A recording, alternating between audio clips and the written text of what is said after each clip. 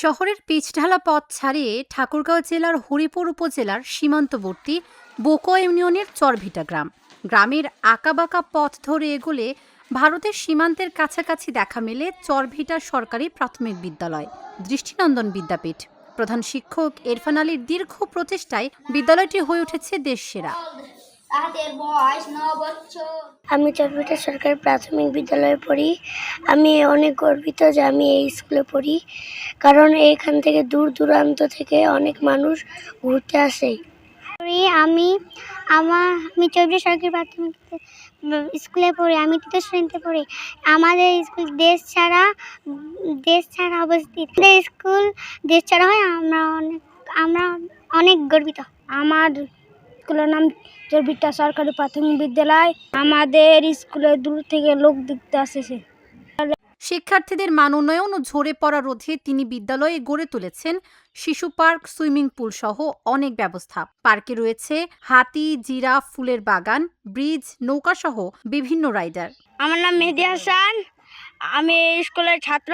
আমার স্কুল দেশ সেরা হয়, আমি নিজেকে গর্ববোধ মনে করি। আমার নাম মোহাম্মদ দিলরুবা আক্তার। নাম সরকারি প্রাথমিক বিদ্যালয় স্কুল দেশ ছাড়া হয়, আমরা খুব গর্ববোধ করি। মাত্র 40 শিক্ষার্থী নিয়ে শুরু হয়েছিল স্কুলটিতে গত 16 বছরে কোনো শিক্ষার্থী অকৃতকার্য হয়নি। 2016 সালে বিদ্যালয়টির জাতীয়করণের ঘোষণার পর 2017 সালের মার্চ মাস থেকে শুরু হয় শিক্ষক শিক্ষার্থীদের সরকারি বেতন।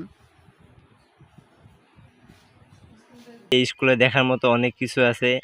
এই স্কুলটা হচ্ছে আমাদের বর্ডার এলাকার প্রত্যন্ত এলাকার একটা স্কুল। এই স্কুল আমার দেশের সেরা স্কুল হিসাবে আমরা অনেক গর্ববোধ করি। শুনেছি এটা দেশ ছাড়া স্কুল, আজকে বাস্তবে এসে দেখলাম এখানে অনেক কিছু দেখার আছে।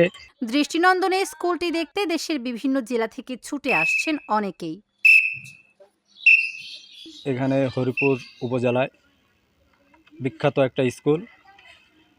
এখানে দেখার মতো অনেক কিছু আছে।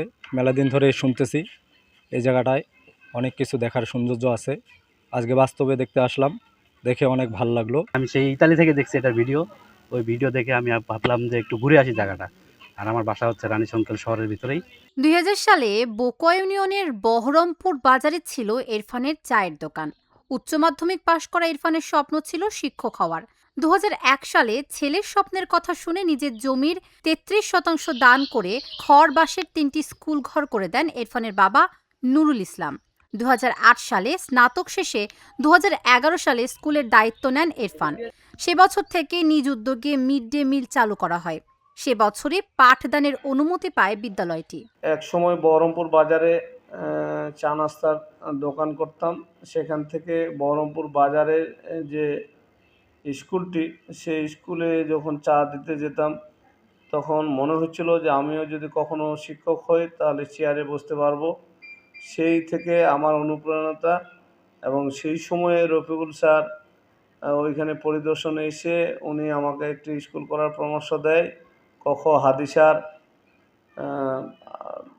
ডিপিও হারেস স্যার, তারপর মনে করে যে আনোয়ার হোসেন সিদ্দিকী স্যার সর্বপ্রথম ওই সময় ছিল। উনি প্রথম পরিদর্শন করে উনি বলল যে এখানে একটি বিদ্যালয় হবে, তোমরা চেষ্টা চালিয়ে যাও।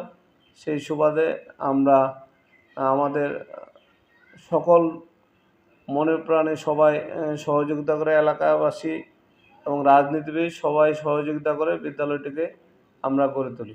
2023 সালে জাতীয় পর্যায়ে শ্রেষ্ঠ প্রাথমিক বিদ্যালয় নির্বাচিত হয়েছে বিদ্যাপীঠটি।